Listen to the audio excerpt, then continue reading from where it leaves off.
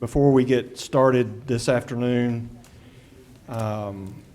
we'd like to take a moment and remember one of our colleagues that's no longer with us.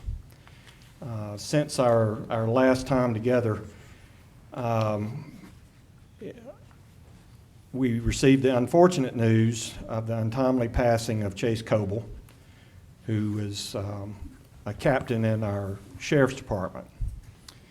Chase was well known throughout Union County, and he was responsible for the Indian Trail Bureau of the Sheriff's Office. Chase grew up in Marshville, spent several years working for the Marshville Police Department, and 16 years ago began working for Sheriff Eddie Cathy in the Union County Sheriff's Department.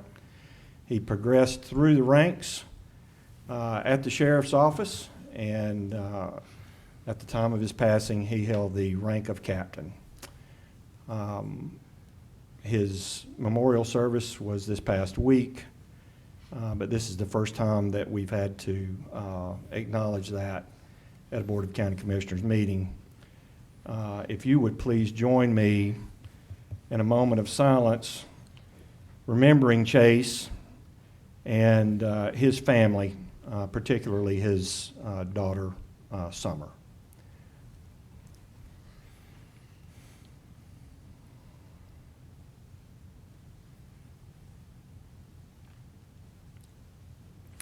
Thank you very much, Mr. Chairman.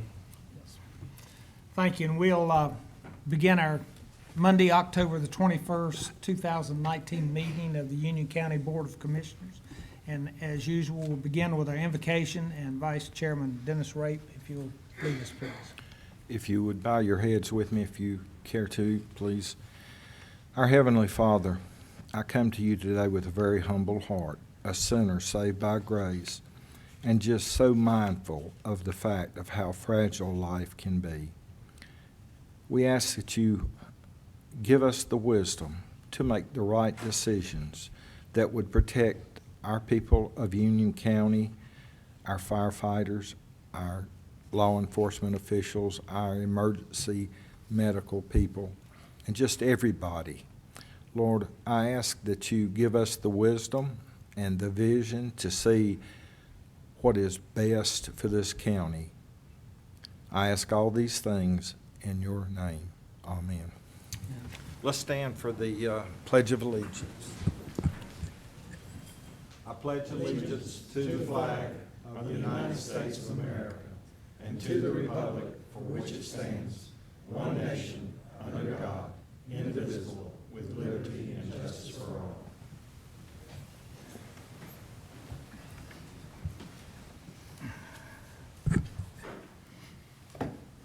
Next, we have the opportunity to recognize employees in their service to Union County.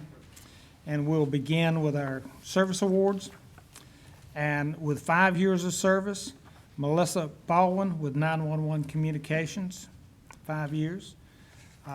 Michael Gadare with 911 Communication, 5 years. Ashley Knox, Sheriff's Office, 5 years. Jennifer Greenlee, Social Services with 5 years. And Kathleen Turner with Social Services, 5 years. Next, we have 10 years, Tammy Goodson with Community Support and Outreach. Elizabeth Reisner with Health Department with 10 years. Michelle Young, Social Services for 10 years. And with 15 years, Terry Laney, Community Support and Outreach. Desiree Ramirez with Community Support and Outreach, 15 years. Wyatt McBride, Fire Marshal's Office, 15 years. Tommy Burgess, Public Works, with 15 years. And with 25 years, we have Marshall Lemons with the General Services. April Langston with Human Services Business Operations, 25 years also. And Malcolm Murray with the Sheriff's Office, 25 years. Mark, I think you have an introduction you want to make. I do. Mr. Chair and members of the board, it's my pleasure to introduce to you Jason Kay, who has been selected as our general counsel. As you're aware, Jeff Crook has served Union County for almost 30 years. 30 years and in 30 more days. There's just something like that. Right. So Jeff will be retiring at the end of November. We have had the opportunity to recruit for Jeff's replacement as general counsel. From a strong field of candidates, we've selected Jason Kay. Jason's with us. Jason's first day on the job today. How lucky can you be? First day on the job in a Board of County Commissioner meeting. But Jason, for the past 7 years, he's been with the City of Charlotte, where he served as a Senior Assistant City Attorney, most recently a Special Assistant to the City Manager in Charlotte. And prior to his position with the City of Charlotte, he served as General Counsel for the Office of the Speaker in the North Carolina House of Representatives. Jason has an undergraduate degree and a master's degree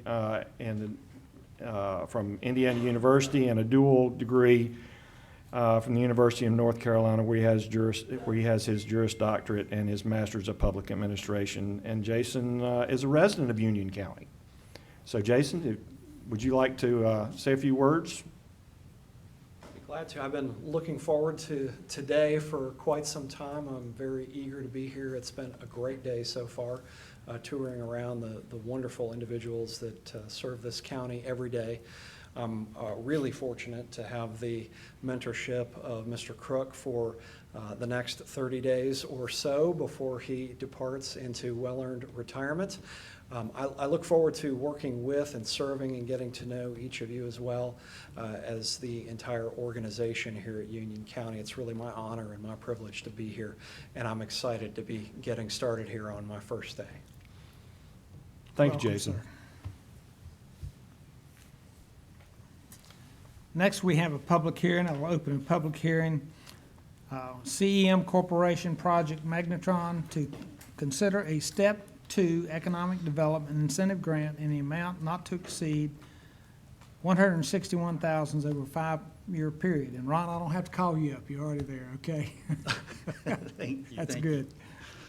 you. Chairman Helms, Commissioners, Manager Watson, it's my pleasure to bring before you this afternoon an Economic Development Incentive Grant request from CEM Corporation, otherwise referred to as Project Magnetron. CEM Corporation is a manufacturer of microwave-based equipment used in the process, analytical, and life science markets. Their products are sold to customers throughout the United States, Europe, and Asia. The company is family-owned and has been located in Stallings for over 40 years. The firm currently employs 175 people in a variety of roles that include engineers, chemists, manufacturing assemblers, and technicians. CEM began conversations with our office last month about the potential investment of $7 million in a 15,000 square foot expansion to house additional sales, marketing, production, and laboratory space. The intent of the manufacturing and lab space is to increase CEM's capacity to produce peptides, which are used to treat diseases such as Alzheimer's and diabetes. The project is anticipated to also create 5 new senior-level chemist positions. Again, the company is considering this $7 million investment, and they have indicated that incentives are an important factor for the project.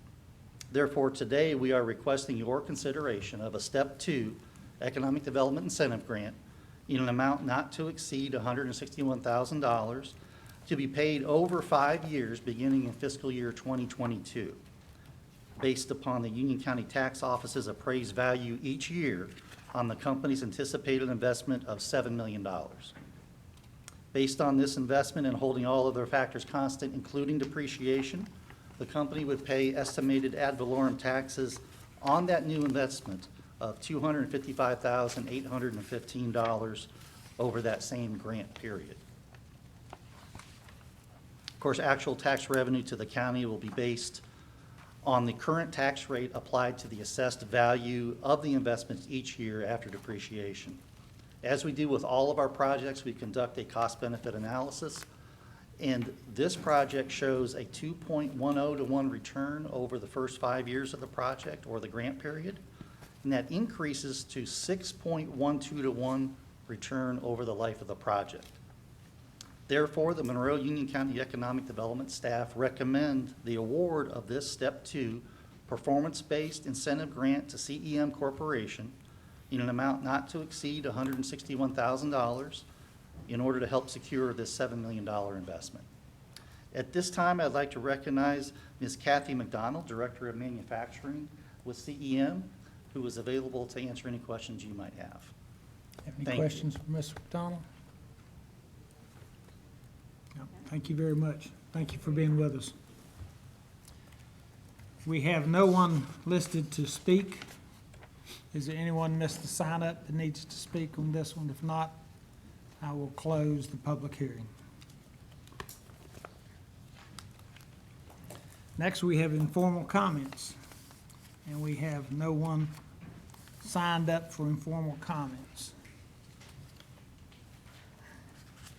Next, we have additions, deletions. But before we do that, I'm going to ask Richard Long if you will explain to us, I think there's been some question about a board. We have one of our members that was unable to be with us today, and a 2-2 vote. Can you explain the meaning, please? Well, Mr. Chairman, our ordinance requires there to be a majority. Whether you reject something or you approve, it requires a majority. 2-2 never meets the majority standard. So if there is a motion today to defer this, if it's 2-2, you don't have a majority and you proceed. If you vote to approve or vote to not approve, if it's 2-2, you've never approved it by a majority. So that is the logic behind it. Okay. And the reason I ask is, since there's just 4 of us here today, I'm on addition, deletions, and adoption agenda. I'm going to ask that we remove item 20 and have it moved to our next meeting when we'll have all 5 commissioners here.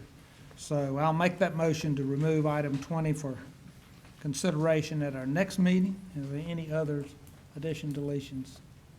Could I ask for some clarification? Yes, sir. Was this information with regard to that particular item sent to the general public? We put it in the base.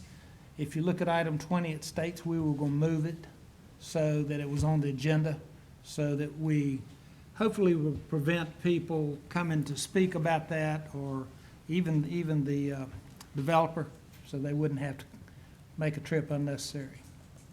Well, my question is that proper protocol? Is that not a decision that should be made by the 5 board members as opposed to someone making that decision prior to? That is what you would vote on today, is to Yeah. defer it. Yes, sir. I realize that, but would you advertise it prior to that you're going to pull it off? There's nothing that prevents you from doing that. Okay, thank you. Might add, Commissioner Simpson, Commissioner Akmus notified us he wouldn't be here for this meeting when we put the agenda together. Yes, sir. Are there anybody, we don't hear from, we had the public hearing, so who would we hear from now? Just the builder or the developer? Well, they've got to come and see what our vote is and everything, so it's, felt like it's more appropriate. I maybe know what one other individual is going to vote for, and I know how I'm going to vote, so it's in fairness to the opportunity for the developer and that all 5 of us be here to cast our vote.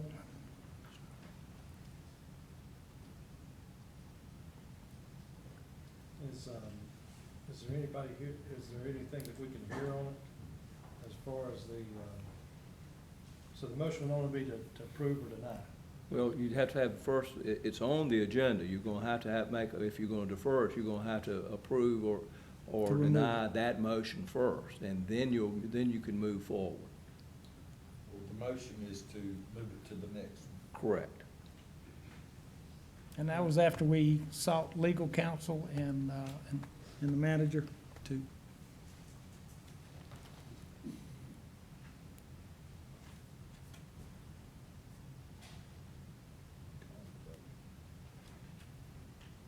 Any further questions?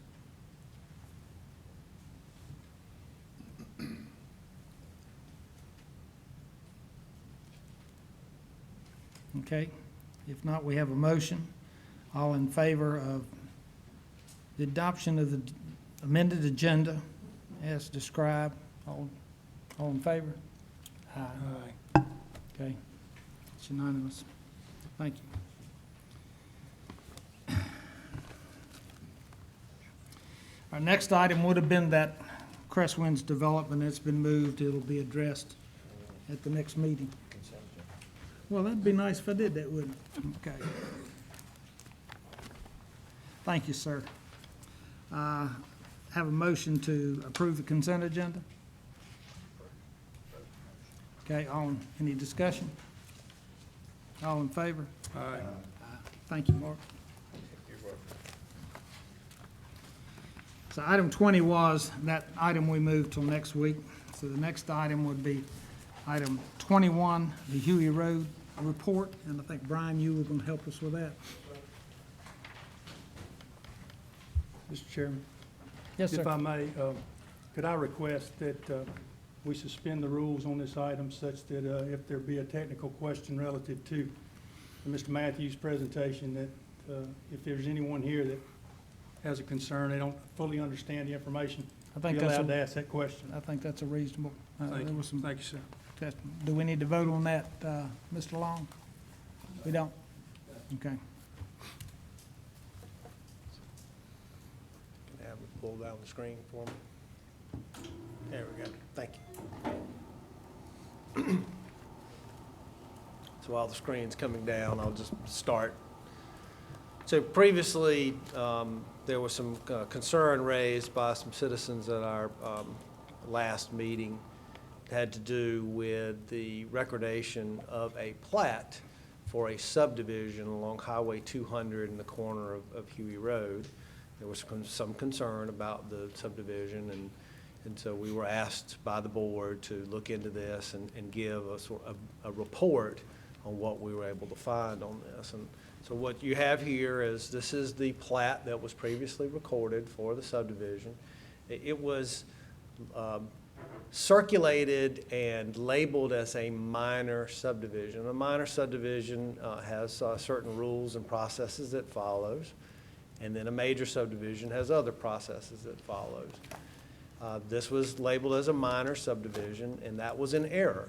It actually should have been labeled as a major subdivision. It is over the number of lots that would require it to be reviewed as a major subdivision, and it would require a different process that we go through. We send it out to all our review departments. We look at some other items like tree save area, some other components that a major subdivision has. So it is improperly recorded as a minor subdivision. We've noted that. We've contacted the property owner / developer that the plat was recorded in error. Now, we cannot actually rescind the plat. So once a plat is recorded, it's recorded. What we can do is ask that a revised plat be submitted to correct any errors or anything that may be incorrect on that plat. And we have notified the developer that the plat is incorrect. It should be a major subdivision. He needs to resubmit it under a major subdivision. We'll need to go through the review process, and we'll need to evaluate it based on a major subdivision and the rules of major subdivision. But I do want to point out just a few things here so that the board kind of gets a feel for what is going on here. Part of this, so this is a subdivision of a number of lots, it's 10 lots, all having road frontage on Lancaster Highway, Highway 200, except for this lot. This lot has frontage on Huey Lane.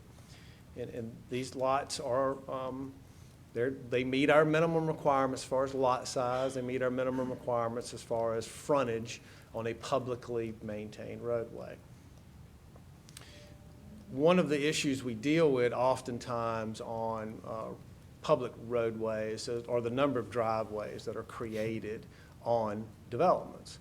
And oftentimes we try to work with the developer and NCDOT on finding other means of access if possible. So rather than having driveways on every one of these individual lots, we look for alternative access. DOT had some concerns because of Highway 200, the speeds on 200, the number of driveways that are already on 200, that they did not want to have additional driveways or a number of additional driveways on this particular development. So we worked with the developer to provide an alternative means of access, actually providing it from these lots along this point here through connecting to Huey Road. Now, on the surface, that seems fine. That's what we would normally try to do, is find an alternative means of making that access. However, there has been brought to our attention that there's a dispute as whether Huey Road is a public road, public right-of-way, or a private right-of-way. And that's a distinction that's important, because a public right-of-way, connection to the public right-of-way, you really can't prevent connection to a public right-of-way. On the private right-of-way, the property owners have some say-so when it comes to the private right-of-way. And so there is this dispute as whether Huey Lane is public or private. Now, part of the concern is that this plat here, which was recorded some years ago, back in 2009, Huey Lane, Highway 200, actually labeled this road as a public right-of-way. And that's where the confusion came from as far as the staff was concerned. This plat was on record. It appeared that the roadway was a public right-of-way. Therefore, connection to Huey Lane would be allowed, and that would be permissible, and DOT actually agreed. They felt like that was a better option. However, there is this concern of whether Huey Lane is in fact public or private. And the reason is that when Huey Lane was created some time ago, back in the 70s, I believe, it really didn't define it as public or private. The deeds that we've been able to find say right-of-way. They don't say public right-of-way, they don't say private right-of-way, they say right-of-way. So is it public, is it private? There is certainly we would say that there is confusion on that. And it's not clear that this plat recorded would be able to truly label this as a public right-of-way. Does this one property owner have the ability to treat this now as a public right-of-way when the rest of the property owners had no say-so on that? And I don't know the answer to that. So because of that,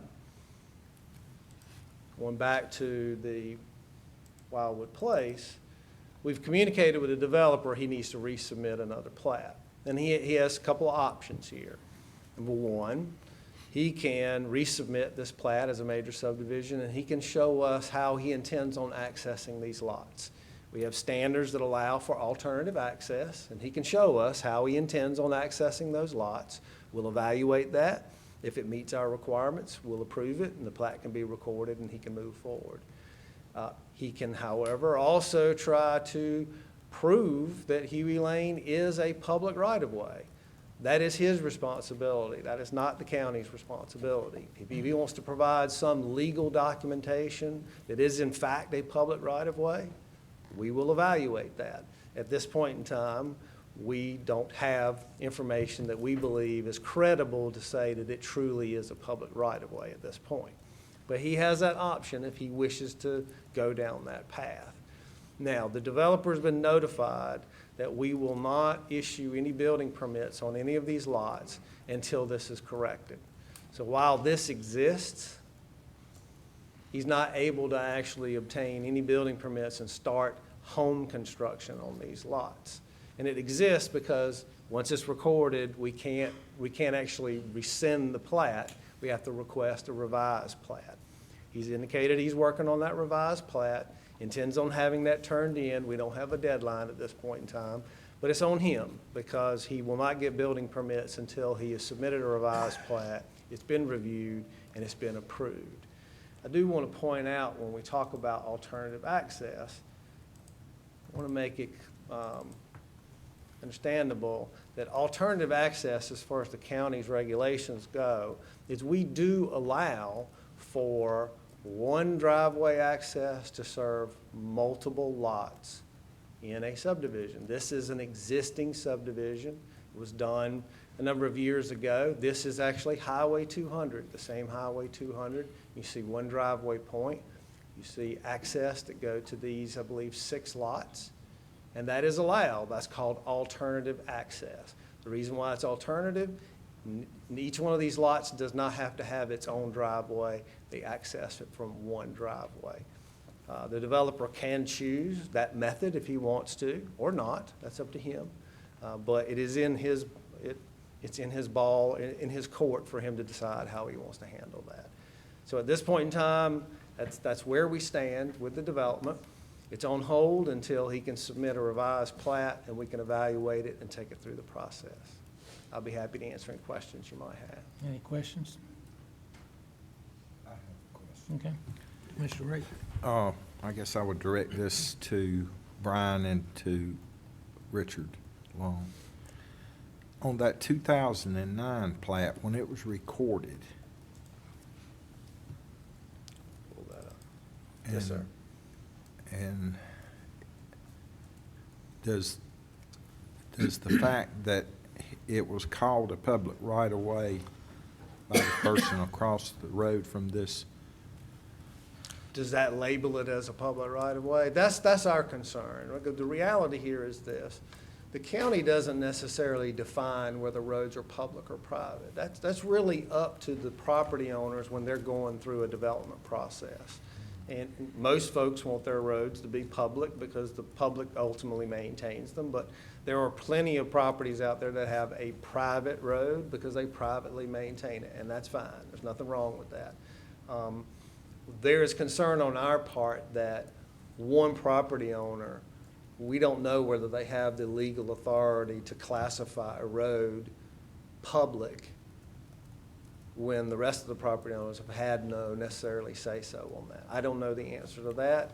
Well, when both people on either side of the road want it to be public, would that not make it public? It may, and it may, but as you can see, this was only one property owner on one side of the road. At that time, it may certainly do that, but I can't promise you that that meets the test. We don't know the answer to that. There would have to be a dedication to public use by both property owners to do so. And unless it's on the plat, they would not dedicate. Is there, who owns this? So Property at this that point in right-of-way is time, on. let's just say, let's for argument's sake, say it is a public right-of-way. Let's just say it is. Just because it's offered for dedication to the public doesn't mean that it's maintained by a public agency. There are often times that roadways are offered and the state doesn't take them over for maintenance. It may take years before that happens. The state, and as far as I understand, does not claim ownership or maintenance of this roadway. It has been maintained, as far as I know, privately by the property owners that are there. But I mean, it's got to be deeded to somebody. It's me. Oh, okay. So in these situations, what you have is you'll see that the lot actually goes to the center of the road.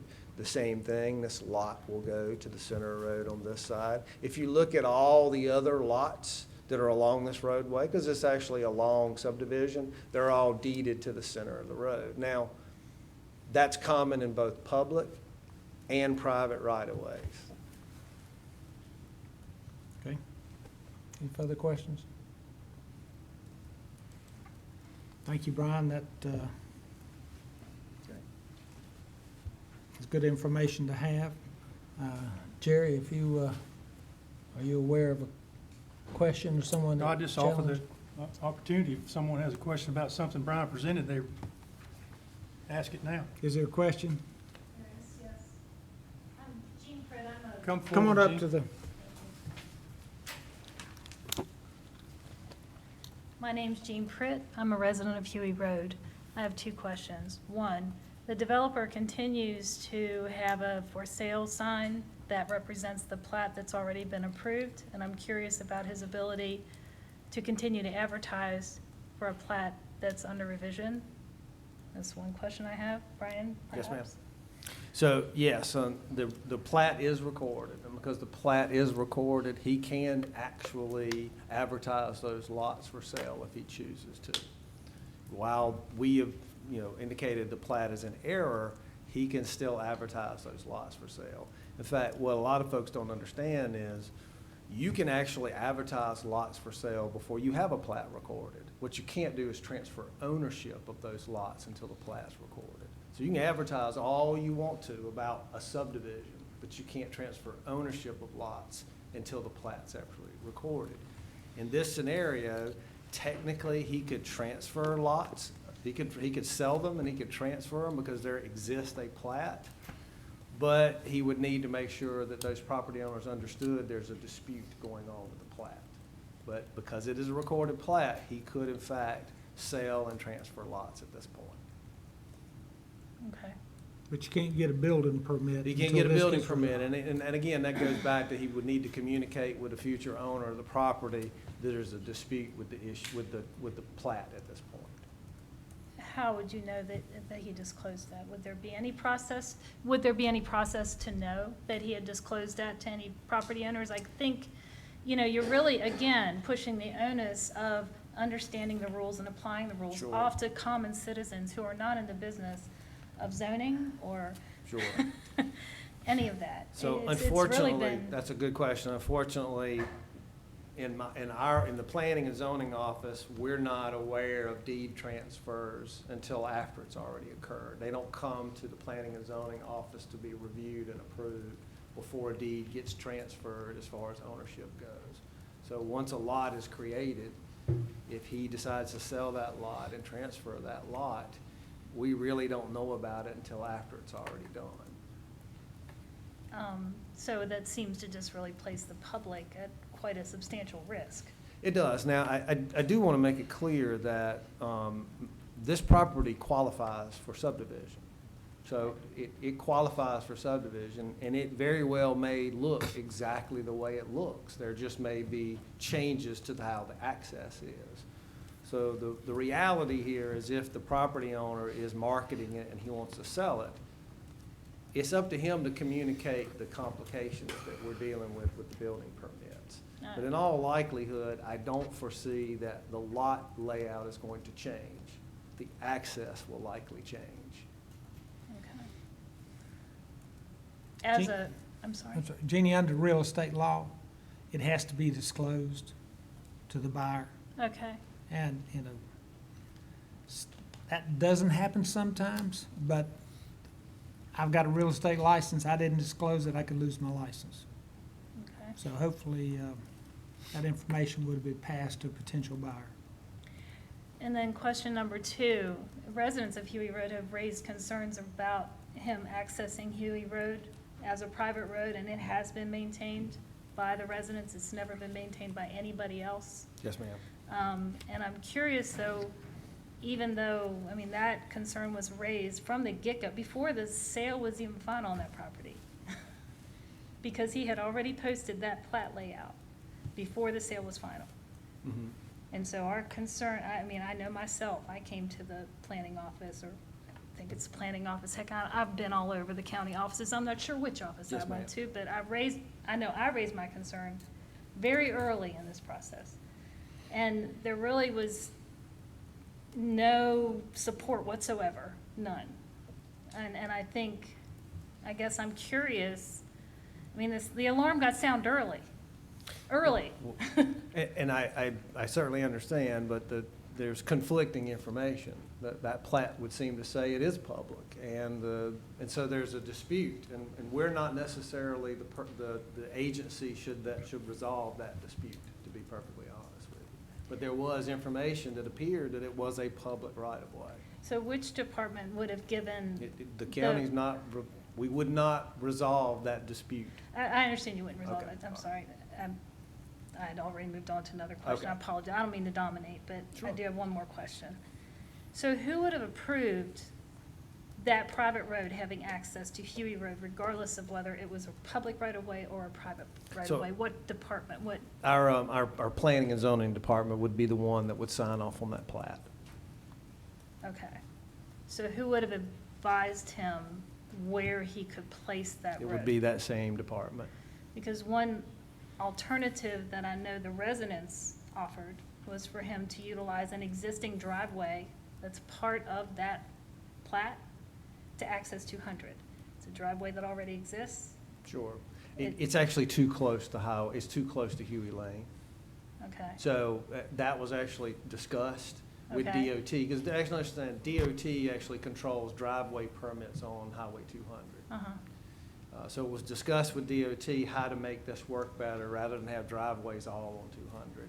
sure. That driveway for that lot, which I'm assuming is that one that's on the corner, Correct, is actually too close to Huey Lane. That was the Okay. reason why they would not use that as an alternative, because it's too close. They need to move it farther away from Huey Lane Mhm. so that it doesn't create another conflict point. okay. Okay, and just one remaining question, I'm so sorry, I keep saying it one more. You can ask but- as many as you like. Thank you, I appreciate your grace. Is there also another driveway approved at the end of that private road accessing 200? There is another driveway, right? Or no? I am not aware of another Okay. driveway. Okay, I'm not aware of another driveway. Okay. All lots were intended to be internally accessed under the old plat Okay. to Huey Lane. okay. All right, great. I appreciate your grace. Thank you. Thank you Ma'am, for the Mr. opportunity. I was gonna try to help you understand it because it's been hard for me to understand. Brian, would you pop up the Stegall plat on Huey Road? I can see where the misunderstanding that it was a public right-of-way happened.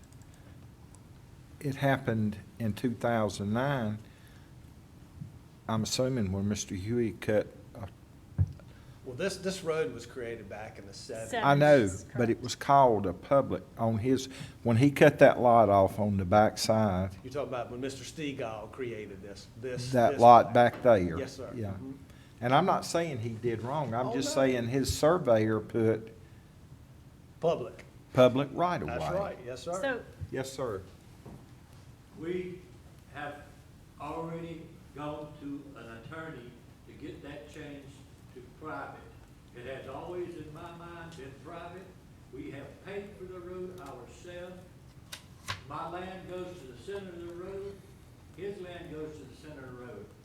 But he's got plenty of other driveway. He's got over 1,000 feet where he can put a driveway instead of putting 10 extra homes on my driveway.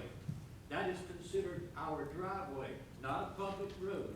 Everyone on there considers it to be a private driveway. We keep it up ourselves. This county and the state have zero interest in that road. They pay nothing. We've got tractors on our own to grade the road. We put rock on the road. And now that he's got that sign up there, there's people driving down that road, which is a 25-mile-an-hour speed limit, no speed limit, but it's a gravel road, and there are people coming down that road doing 50 miles an hour. I see them driving down there at 50 miles an hour, turning around somewhere down there in somebody's driveway and flying back up there because he does not put a sign up that says that his property does not go down Huey Road. His property comes onto Huey Road. Now, he has 1,000 feet of road frontage. He can put a driveway down there and not interrupt us. Everyone on Huey Road, it's not Huey Lane, it's Huey Road, named after Mr. Huey. Mr. Bill Huey, who used to live there, was a friend of mine. All that family was a friend of mine. We all consider it to be a driveway, a private driveway, every single one. Now, if the county wants to make it public, they should pave it. But they're not gonna do that. And we can't afford to pave it. If we could afford to pave it, we would have bought into a community where they have paved roads. Thank you. Thank you, sir. Mr. Chairman. Commissioner Rushing. Ryan, can we put a sign there that says private driveway or private road? As far as Huey Road goes? Again, we're not, I don't think we want to get in the business of No, I got that, but I mean- determining whether that's public or private. Who's DOT? I think DOT, we can certainly ask them to do that. Maybe we should do that, and then maybe also ask the developer if he'll put his sign on the front on Highway 200 instead of there. I think that might be reasonable. Sure. We can do it. Ma'am, Come come up forward, where please. we can hear you. I have been on the phone with DOT. And your name, please? Charlotte Springer, Okay. they won't touch our road. They do not want anything to do with our road. We are in no man's land. And had Mr. Stegall unknowingly allowed the surveyor to put public, it would have been private. That road has been on the maps since the 70s. It's always been a private road. There was a big ditch dividing Mr. Huey's land from our road, and the developer just filled it in, made his driveway,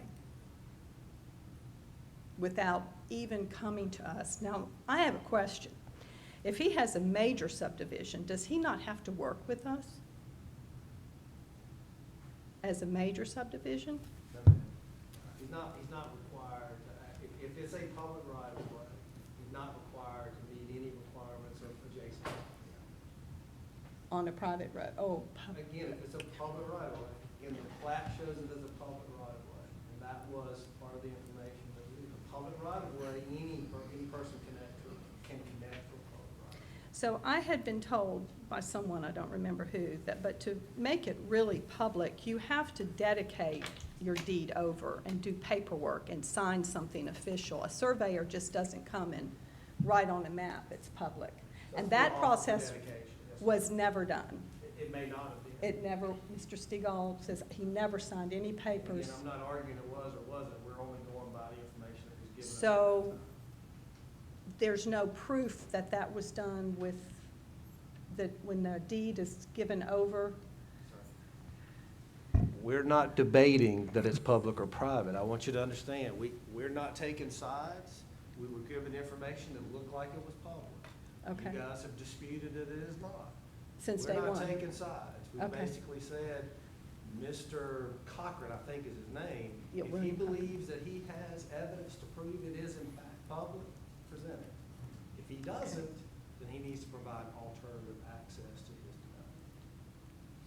development. Okay, and then where do we go from here? Well, again, if he submits a plat and he shows alternative access from some, like say 200, he does it somewhere on 200 and he Right. provides an alternative access, he'll have a plat, it will go through our process. Property owners can certainly dispute it, but you're not involved in that decision. Right, right. You can certainly Wait a minute, say sir. what your concerns are and you can dispute it, but you're not involved in the decision. And if he continues to use Huey Road as his access point to his 9 lots, do we have to take him to court, or can we go before this Board of Commissioners and plead with them to name Huey Road as a private road as we've understood it to be since the 70s? So as we've indicated, he's got to provide sufficient information for us to believe that it is in fact a public. So it would right. stop there in the planning It division? would stop if he cannot give us information that we believe proves that it is in fact a public. Because right. we've had this conversation with the planning division, and their response to us was, we're not gonna get involved whether it's public or private. He's saying it's public, it shows to be public, and therefore we're staying out of it. Now you're saying they're not gonna stay out of it. We're saying he's gonna have to prove it's public. Well, Okay. this plat, we believe that he gave us is not sufficient to prove that it's Okay. public. All And right, if he can prove that it is public, well, then we're gonna have to say it's public. If he can provide us anything legally that his says it's signature, public. basically. And so if he can provide us something, then we'll have to evaluate that. But if he can't, then our position is, well, you've not given us adequate information for it to be considered public. You can't use it as a public access. You'll have to find some other alternative access point. And DOT has already said they don't acknowledge our road at all. And I've that had may very well be. several conversations with them. It is, I do want to point out that there are plenty of roads that are labeled public that they don't own or maintain. It Mhm. doesn't have to be owned and maintained by DOT to be labeled a public right of way. They don't recognize it in their maintenance permit. That's what they were saying. Right. It's not a So- recognized road in So there. they're not gonna take a position, Mm-mm. public or private. No, they just no don't one have will. it in their system. Seems like no one will. So we're in a contract. Brian, can I ask you, it's my understanding until this is resolved, you're not going to issue building permits, so sir. nothing can be built there any further until this, is resolved, till there this are is no building resolved? permits issued on these lots. Yes, sir. Okay, And we have indicated to Ms. Springer that when a new plat is submitted, we will You'll let me know. give her, and I think you're the kind of the neighborhood point of contact. We'll give it to anyone. Right. It's kind of helpful to have one point of contact. We'll give it so they can see it and they can Okay. have questions about it. They can meet with us. But understand, when it goes through the process, it's not a rezoning where neighbors can like say, well, I want to see this and I want to see that. It is merely, here's what it is. You can tell us what your concerns are, Mhm. but that doesn't weigh into the decision whether it gets approved or not. So if it is a major subdivision, and Huey Road, he can't prove that it is public and it is private, then he has to work with us. That was my understanding of the UDOs. So he doesn't have to, all he has to do is submit, he has to provide some other means of access. And if he does that, then this issue is resolved. And the property owners on Huey Road really cannot force him to make any changes to his subdivision. Now, you can certainly ask for things, but there's no mechanism for you to require him or for us to require him to do anything beyond that. This is not a rezoning, Right. it is a subdivision. When did R40 go into place? Oh, gosh, that's been a long, Long since time. the county actually had zoning in place in the 1970s when R40 was put in place. So it's not a rezoning, which is different. That's where the public actually can have Gets his comments speed. on it. Yeah. Now, again, we're happy to provide you copies of it, sit down and talk to you about it, but you being able to change it, Mhm. that's limited as far as what you can Yeah. change or Yeah. request to change. And as Jean Pritt had mentioned, the public is just kind of, we're trusting of what people tell us. And I bought my land from Ken Warren, and he had probably 40 acres down there. And he was told he had to have 4-acre minimum. Ms. Springer, can we ask that you and Brian and their staff have this conversation Yes. offline? I think you've already established that The nothing's going to be done perimeters, until this item is resolved. you, yeah. Ask the same thing, sir, and let us move on. Appreciate it. Thank you for Okay. your time. Can I ask one question? Come to the front, sir. Yes, sir. Since this is all depending on where this is a public road or a private road, it depends on me. I already have an attorney that's gonna go down to wherever the place is and have this plat changed to private road. Okay? And if- I'm having to pay him to have it changed to a private road. If we change that to a private road, will that make any difference? The difference that we think it makes is that, well, again, that's between you and Mr. Cochran, but again, we believe that there's not adequate information that this is a public road, therefore he would not be able to make a connection to Huey Lane. That doesn't stop him from subdividing his Well, he can property. subdivide all he wants to over there. Right. I don't want him to use my driveway. Right. I think that would be adequate for us to say, well, that's not a public right-of-way, you can't make that connection to Thank the you. public right-of-way. Thank you. Thank you, Thank sir. you all. Yes, sir. Okay, we'll move on to new business. And number 22 is consider a step 2 economic development incentive for CEM Corporation, Project Magnetron, in the amount not to exceed $161,000 over a 5-year period.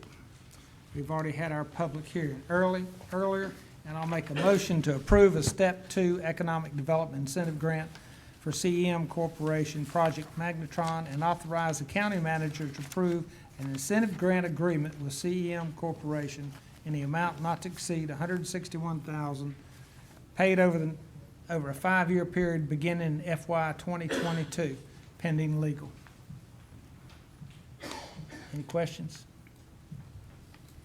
All in favor? Aye. Congratulations, sir.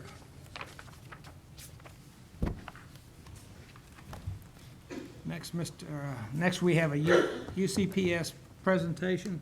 Mr. Manager, if you'll. Thank you, Mr. Chairman. Several weeks ago, I had the privilege of attending a meeting at Benton Heights Elementary School in which School Superintendent Drew Houlihan, who's with us today, gave a report on Union County Public Schools' 5-year record under the state's school performance grade model, in which during that period of time historic increases were made in the number of schools that earned a grade of A or B, and made significant gains in academic growth. Union County Public Schools continues to raise the bar of academic excellence in our school system. And during that report, Dr. Houlihan mentioned several times the collaboration between Union County Public Schools and Union County, and the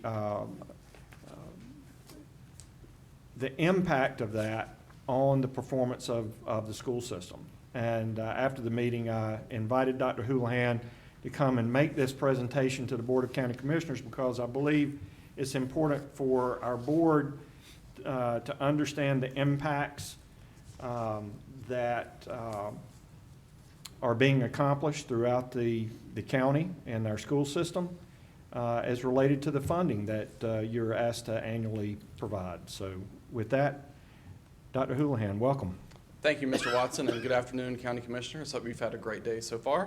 I bring good news to share today that once again, Union County Public Schools is leading the way when it comes to academic performance across the state, and I'm pleased to be here. I want to thank you all up front for your support and for your investment in our wonderful school system. Mr. Watson, thank you for the invitation to be here and for your leadership and support. Ms. Kathy Heintel is here as part of our board chair. I want to obviously thank our Board of Education for their partnership and support.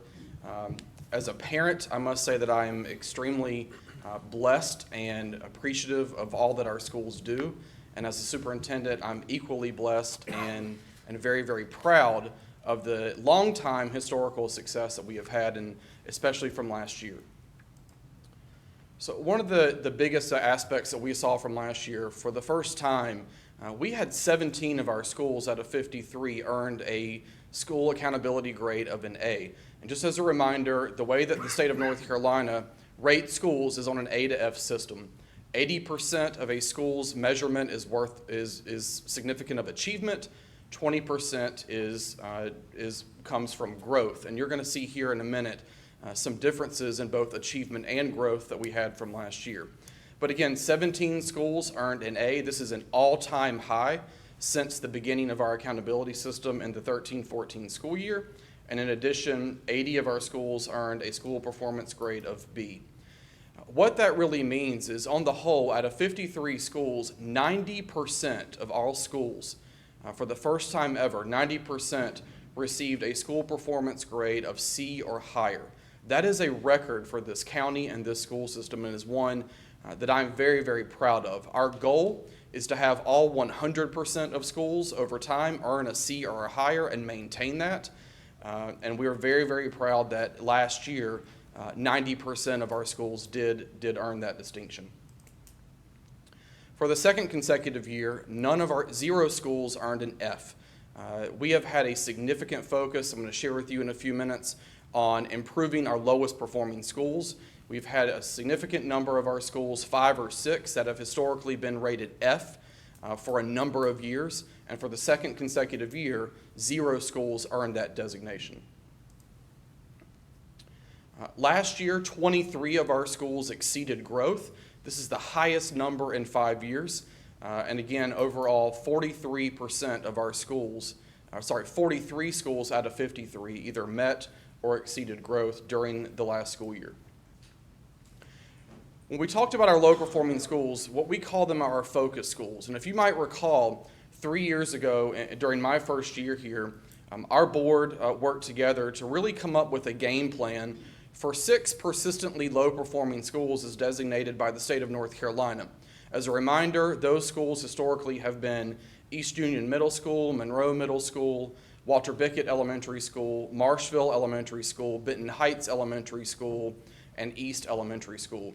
We put in about a 7-tier strategy. I'm not going to read all of these to you, but we took a pretty hard approach to figure out what do we need to do differently in these schools to help them get better. We've been providing them a lot more resources. One of the biggest impacts you're going to see is on this model called intensive in-school tutoring, where every single day across all 6 of these schools, all 4th and all 7th graders are receiving daily in-school tutoring in math. The additional strategies that we put into place in all 7 of these schools, we have dedicated social workers and mental health therapists to provide wraparound services. We have differentiated compensation. Our teachers in these schools, we've doubled the local supplement for them. We've taken a lot of time to really work with our leaders on addressing school culture. As a result, we've seen significant success in these 6 schools over the last 2 years, particularly when you look at our intensive in-school tutoring model. Our 4th grade math achievement scores for the past 2 years have maintained over 50% compared to historically in the 30s and 40s.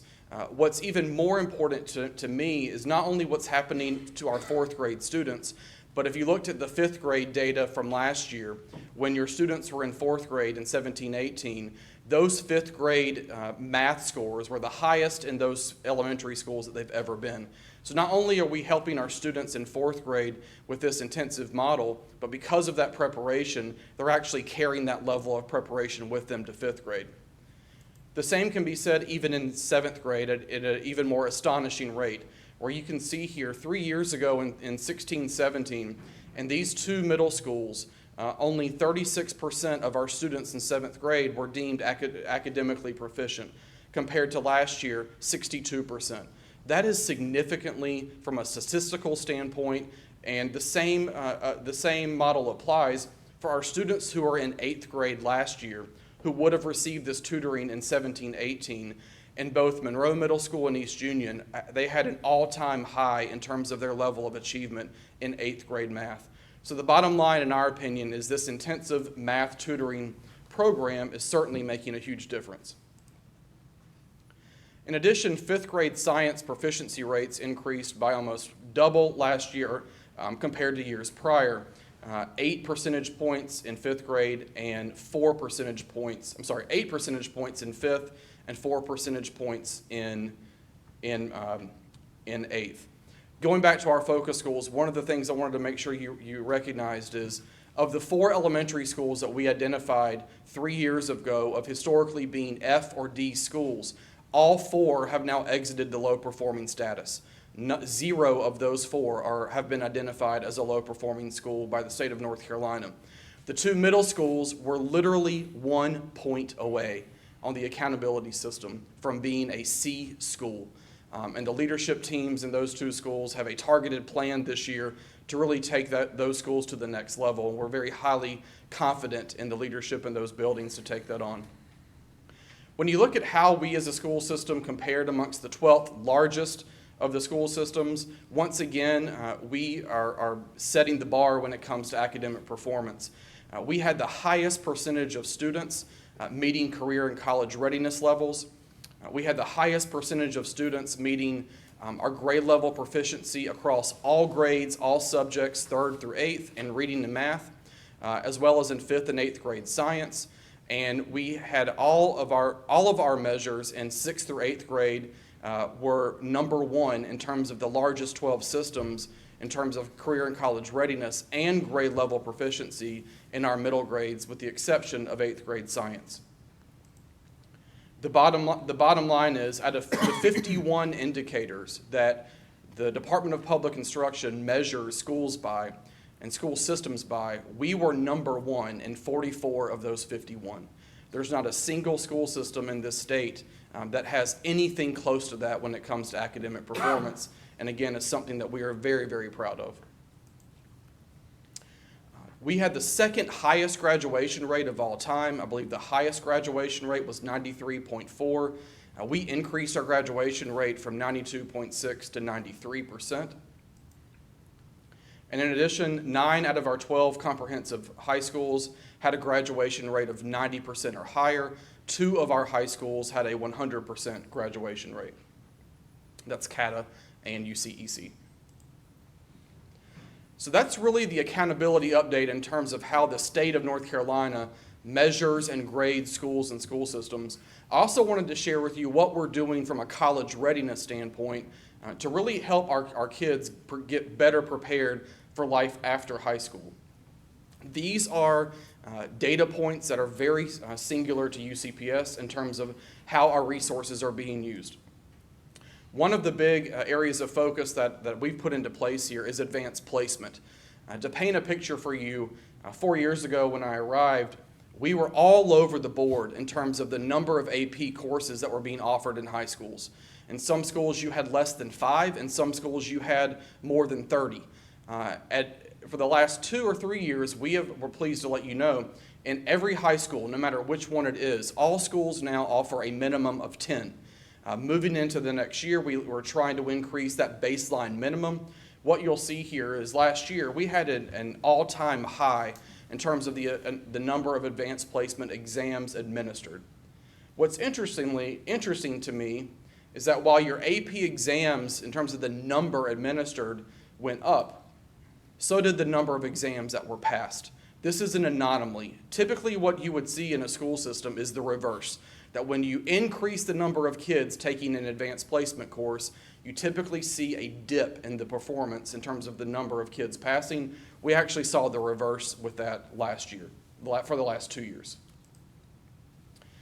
In terms of our UCPS composite ACT results, we are relatively flat. We continue to hover at around 20%. This is a new area of focus for us this year. It is the single college readiness benchmark that all kids are required to take in the 11th grade as part of the North Carolina accountability system. But as you can see, even though we are relatively flat, we do compare very favorably to the state. In addition, our school system is the only school system in the state of North Carolina that pays the registration fee for our 11th graders to take the SAT. This is a huge equity issue in terms of our students no matter what school you're in, you don't have to worry about trying to get a ride to your Saturday administration. You don't have to worry about paying a registration fee. We cover that cost, and we're the only ones in the state doing that. And as a result, when you look at the percentage of kids taking the test last year on the SAT, I like to say we were the state. We composed 93% of all test takers. And interesting, again, similar to our advanced placement, typically when you see an increase in the number of kids taking this exam, you would historically see a decrease in their overall score. We saw the opposite last year. The North Carolina average is a 1038. Our average was a 1049. That's significantly higher than the national average. So even though all of our students at the high school level are taking this all on the same day, they are still outpacing the state and the nation. As you can see here, the percentage of our students meeting both benchmarks last year was 48%, which is, again, compared to 46% in the state and only 30% across the country. At this point in time, I'm pleased to turn it over to Ms. Heintel, who will bring some remarks by the Board of Education, and then we'll open it up for any questions.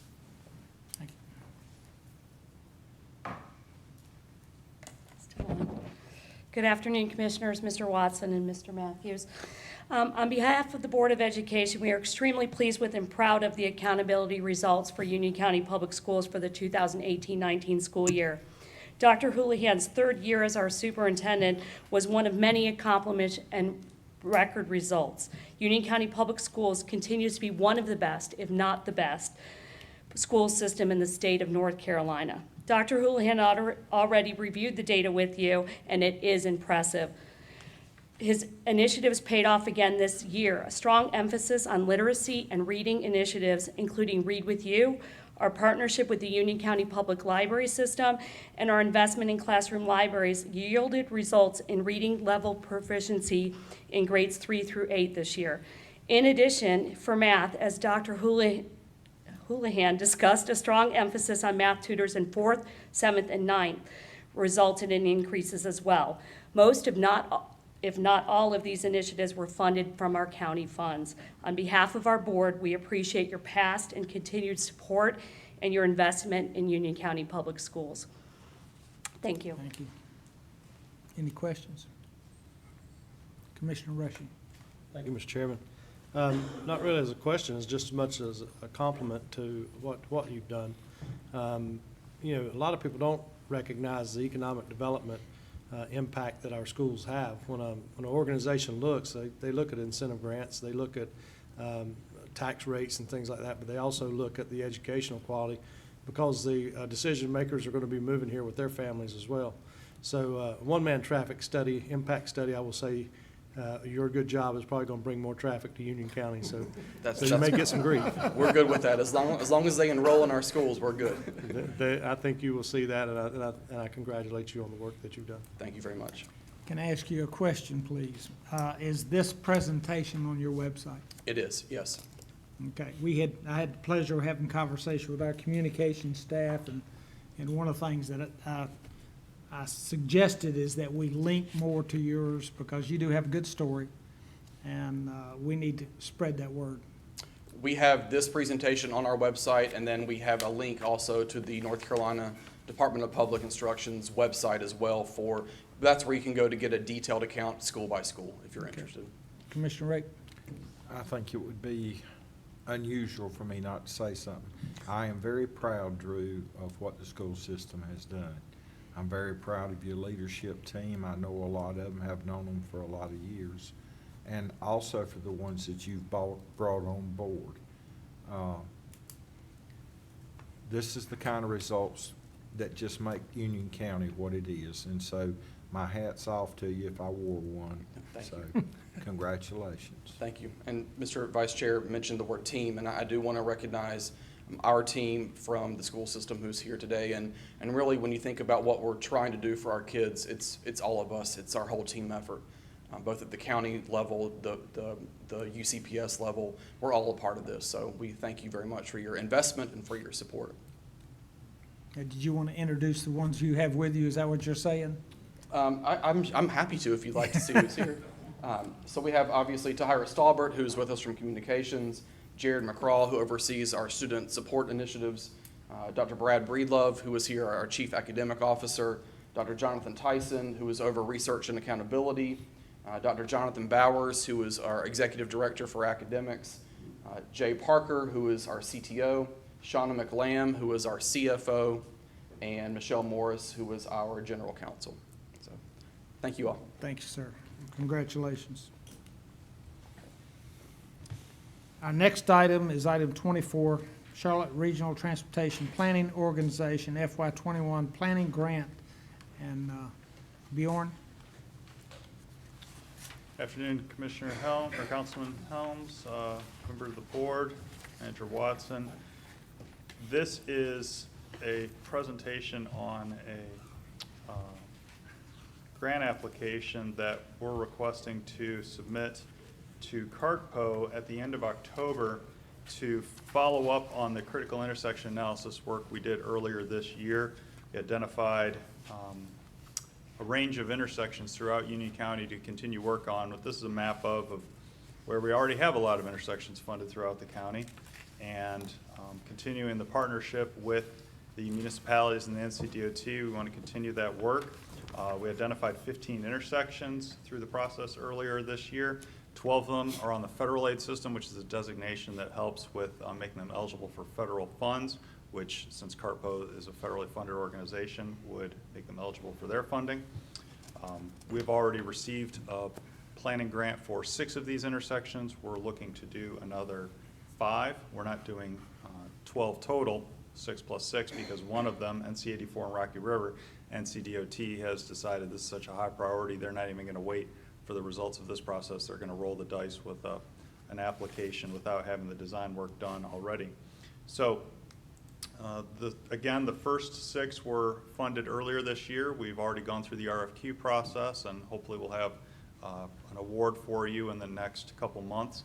This would fund the last 5 that are eligible, Bonds Grove and Waxhaw Marvin. We would partner with the Village of Marvin, 75 in Potter, partnering with Mineral Springs, 601 in Brief, partnering with Fairview, Poplin, Unionville Indian Trail, partnering with Monroe. 200 Plyler Mill would be unincorporated, so that'd be solely Union County. And by me partner, it means that those municipalities have agreed to split the local match. So that, one, helps reduce our costs, but also shows a partnership when we present this to CARPO that this truly is a county initiative. So the requested action is to approve and authorize staff to apply for $100,000 in PL planning funds from CARPO to initiate this process, and to authorize us to start the coordination work with the municipalities for the interlocal agreements if this grant is awarded to us, which we hopefully will find out in February of 2020. So I'm happy to answer any questions you may have. What do these particular 5 intersections have today? I mean, what do I they mean, look is like?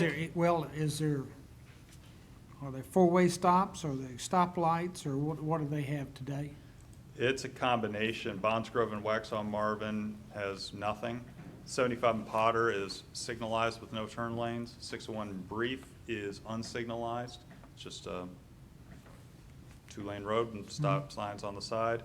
Poplin and Unionville Indian Trail Road is one we weren't even expecting to evaluate through this process until we got a significant amount of citizen input on the needs of this intersection. It has a lot of turn lanes already, but due to a curve issue, there have been a lot of crashes. So this one, it has a lot of turn lanes, but it's not working, so it's probably going to be retrofitted as something else.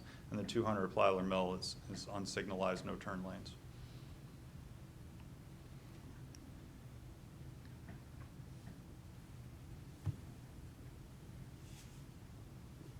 So is the evaluation for all opportunities, whether it's additional turn lanes or roundabout or what? That's correct. The process would be to evaluate the data, what's the crash history, what's the traffic volumes, what are the limitations at the individual locations, come up with a couple of alternatives that are viable, take them out to the public for feedback, come up with a preferred design, have a cost estimate for that, and then approve it as a part of this process. So it allows us to weigh in on what's the best, most feasible, and most useful improvement to that location.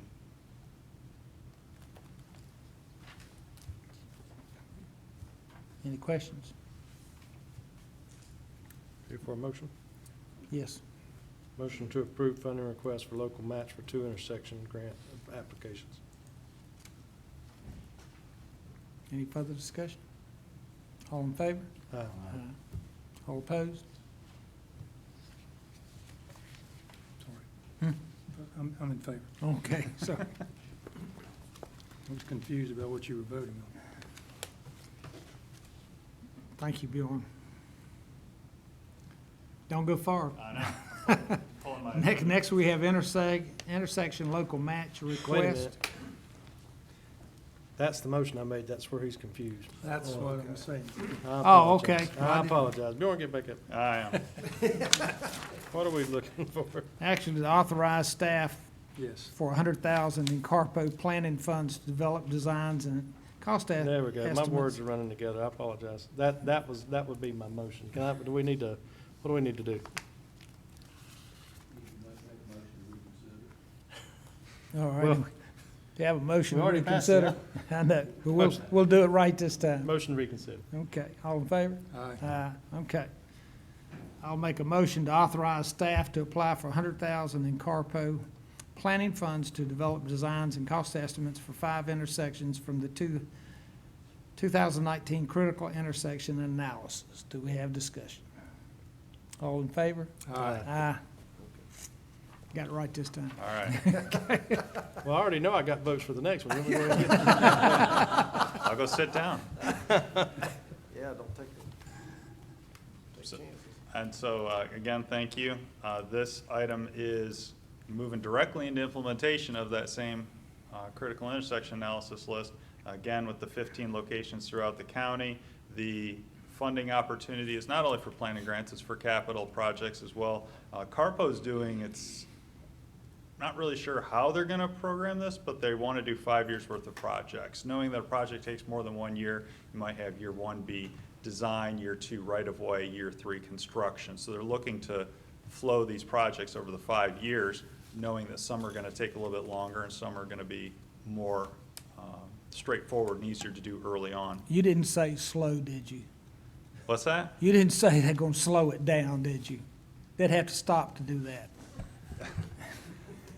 I'll continue with the optimistic perspective. And so they have $55 million available over 5 years, focused on smaller scale intersection projects, which we are very targeted towards. Again, applications are due by the end of October. The decision with you, Commissioner Helms, or your replacement on the CARPO board in early 2020 will serve to make the decision on which projects receive these funds. The earliest the money will be available is July 1 of 2020, but again, because it's going to be a 5-year schedule, it's tough to say when all of them will be scheduled. And again, this is the decision of the CARPO board. We have 2 requests, one from the NCDOT and one from the town of Waxhaw, to consider assigning some local match assistance funds consistent with the policy you approved a couple of years ago. First one is NC 75 Old Providence in Waxhaw. It's one of the highest scoring projects or locations through our process. The request is for $100,000. The town of Waxhaw is committing $320,000. Knowing that this is one of the locations that we are actually doing our current critical intersection design process, they are expecting to take the design that comes out of that and use that to actually come up with the construction funds. They've just gone high with their budget to a roundabout would be more than just doing turn lanes. So they've funded for a roundabout with the expectation that that will be enough money to actually build what comes out of our design process. So it may be a roundabout, it may just be squaring up the intersection with turn lanes and a signal, and that would be decided as a part of that process that'll actually be complete in about 9 months. The money from Union County would be due when the project reaches the construction phase. So that could be 2 to 3 years from now potentially. And so that's this request is actually from the town of Waxhaw. We would be paying them at that point when they request the funding. Do you have any questions about this specific location? Sure. Yes, sir. Commissioner Not a Simpson? question, just a comment. Bjorn, is there any process to look at that convenience store access in this process? And the reason I say that, because I travel this numerous times. People believe when they're coming out of that convenience store that they're on the highway and they have access to all lanes of traffic. So sometimes you don't even know that person's sitting in the convenience store parking lot. So they may come shooting across in front of you as you're trying to turn left. So I don't know if there's some kind of barrier or some kind of redesign that might help with, but I just wanted to mention that. I drive through that intersection quite a bit myself, and I sympathize and agree with you. It is a scramble area. It has a horrific crash total and crash rate at this intersection. I want to say it was over 60 over the 5-year period, which was the highest out of any of the locations we evaluated. So yes, safety is a huge component, especially with a roundabout. You have a terrific amount of flexibility to revise access to any location at the intersection and still provide them a full access, particularly for the left-hand turns, which are problematic. So, but yes, there'll be some alternatives that'll be considered. Awesome. Commissioner Rape? Jerry, I just want to piggyback on what you're saying. I think I remember, that whole parking lot joins the road. Correct, yeah. And if I'm not mistaken, Circle K there on 200 used to do that, and they did what you're saying would be a good idea, made a one dedicated entrance so that the people just can't come shooting out. The other question I have for you, am I to understand that it looks like Union County under CARPO is going to be allocated about $55 million? No, there'll be $55 million across the entire 3-county area.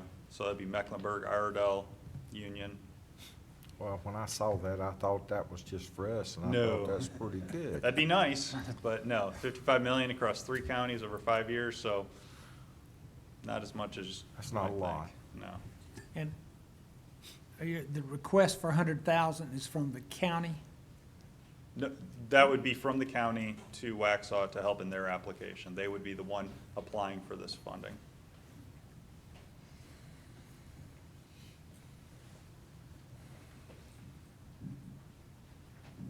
Any additional questions on the specific location? I think Jerry pointed out, that's a very dangerous intersection to come out of across And from that station. it would help the school system as well, because you have the elementary school just to the south there. I have a question for the manager. I guess you've already identified where this 100,000 will come from. Or have you gotta be creative? It's going to require some creativity. And I would imagine that would be in the upcoming budget. So this is part of so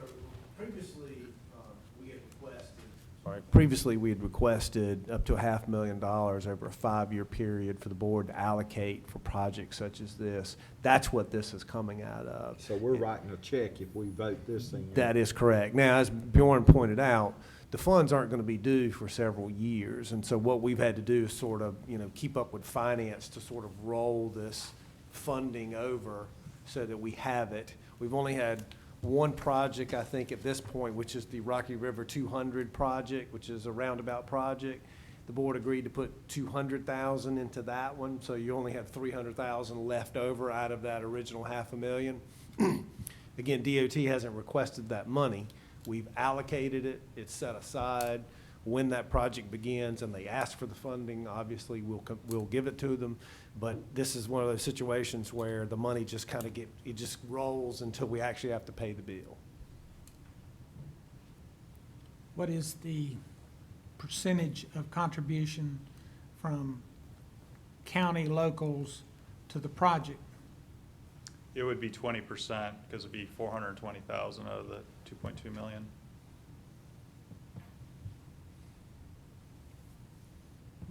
And we're doing about 30% of Waxhaw's. Any other questions about this location? Okay, the next one is actually a request from the NCDOT. This is 84 in Rocky River. This is also one of the highest scoring locations, a high number of crashes. This is a currently signalized location without any turn lanes. And the request is to put in left-hand turn lanes on all 4 approaches. It would be a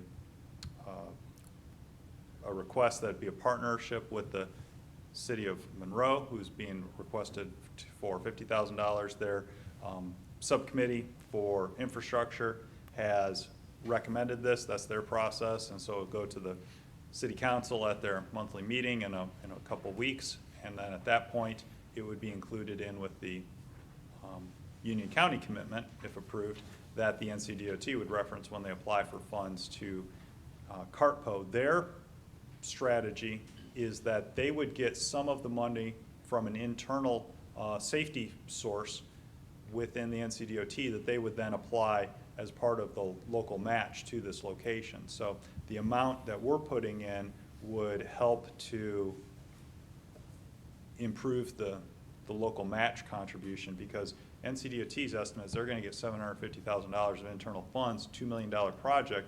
We're putting in a little bit more. We're putting it over 40% as a local match contribution, which is obviously a heck of a lot higher than 20.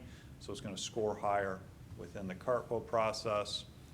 NCDOT has more flexibility on things like that, and that's why that was what was proposed to us. But also just from a political perspective, having local contribution from multiple local governments helps to show that partnership when the evaluation and ultimate assignment of funds occurs by the CARTPO board.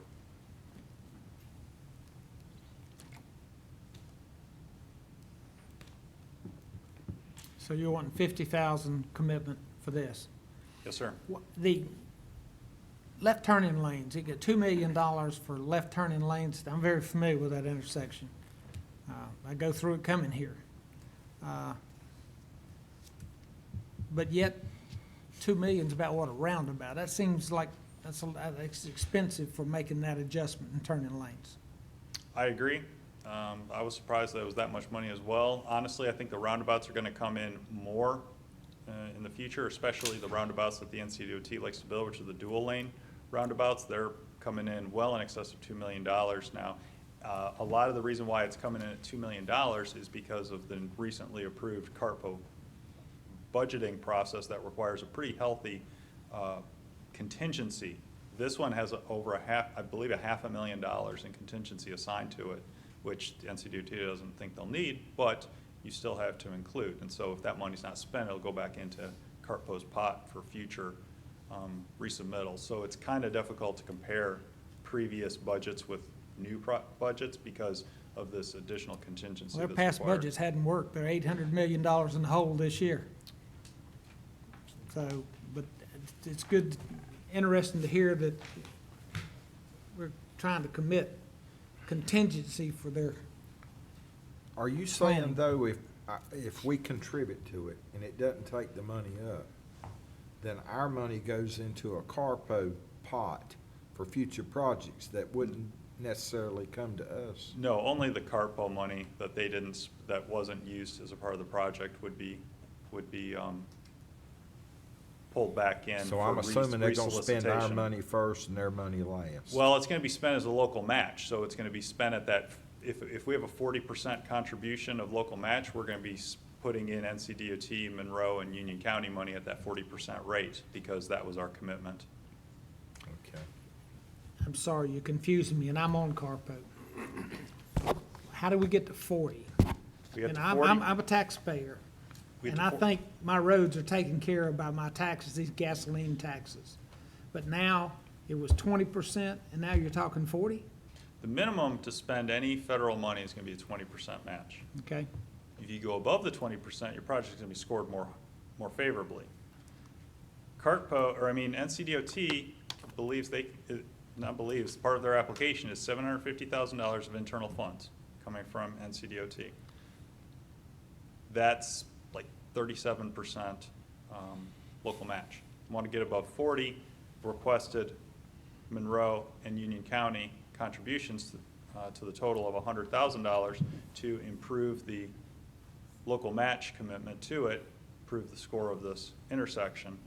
And because we would be committing to that, or the NCDOT would be committing to that, whatever local match commitment, their drawdown of that CARPO money would occur at that rate. And so if there's any money that's left, if we only use 80% of the budget, then yes, 80% of Union County's money would be spent and 20% or $10,000 would come back. come back to the county. That's right. Or not be billed to the county. I'm not sure whether they would ask for it all up front and then refund the remainder, or whether they would just bill it out and then ask for what's actually needed at the end.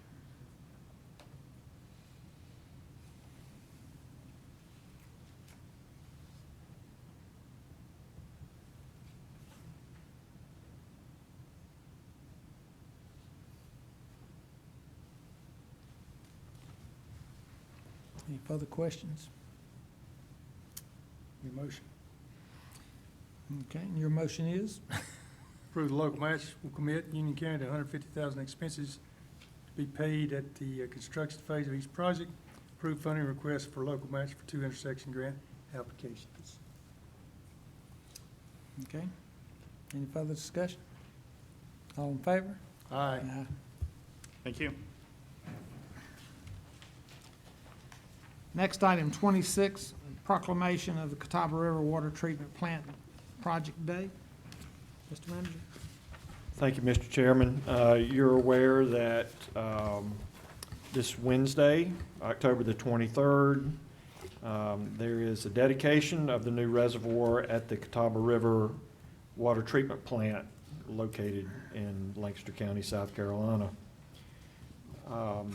As part of that dedication, there'll be a ribbon-cutting ceremony, and there are a number of speakers that are scheduled at that time. The Lancaster County Council has offered the following proclamation. and to be joined by the Union County Board of Commissioners for proclaiming October the 23rd Catawba River Water Treatment Plant Day. And then, with your permission, I will read the proclamation. Whereas the Catawba River Water Treatment Plant supplies high-quality treated water to the residents and businesses of Union County, North Carolina, and Lancaster County, South Carolina.